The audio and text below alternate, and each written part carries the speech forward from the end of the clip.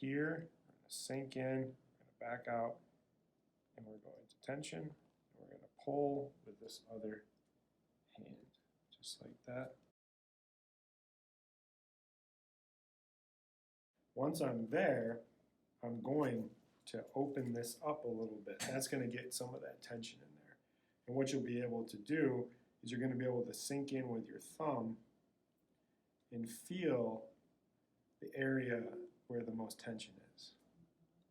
It's going to push right back on you. And once you find that area where that tension is, that's where you're going to start the treatment. So essentially I found that area where it is, and you're going to start it very neutral here.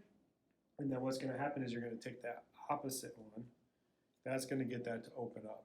And the first part of the treatment is you're going to sink in with this other hand. That's going to get your depth. You're going to come out a little bit. You don't want to be too compressive here. Maybe about 5 to 6 ounces of pressure, but you get it just right. And when you can fulcrum it, just like that, that opens up. So I sink in, I'm going to back off, and then I'm going to set some tension with a body lean.